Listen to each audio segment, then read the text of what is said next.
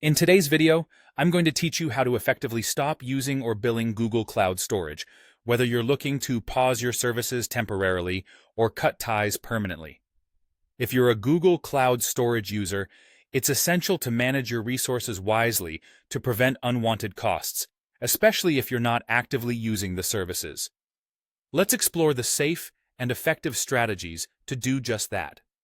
Firstly, if you want to prevent any new Google Cloud Storage operations, but perhaps want to keep your data intact for future use, you might consider disabling the Cloud Storage API. To do this, head over to your Google Cloud Console and find the section labeled APIs and Services. Then click on Library. In the library, search for Cloud Storage API, which is identified by its URL storage.googleapis.com. Once you've found it, click on the Disable button. This will stop any new interactions with the storage service, effectively putting a pause on operations.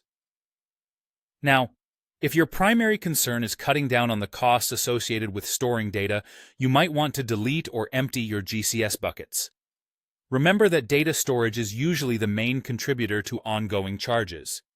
To tackle this, you can choose to either delete certain objects within your existing buckets or remove entire buckets altogether. However, a word of caution: make certain to back up any essential data you might need later on, since deletion is permanent and cannot be undone.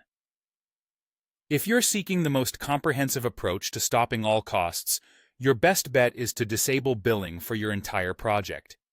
This method halts all billable services across the board, which includes Google Cloud Storage.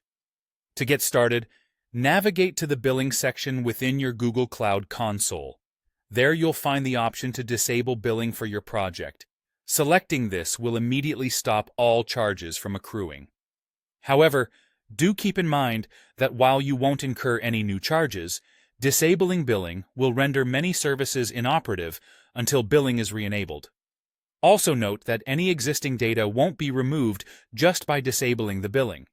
You'll need to take additional steps if you wish to clear out that data. These options provide flexibility and control over your Google Cloud bills and operations.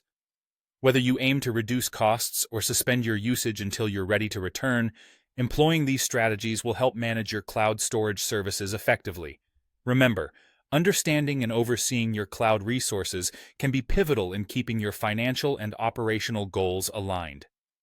Thank you for watching, and be sure to check out our other videos for more helpful tips and insights on managing your cloud resources.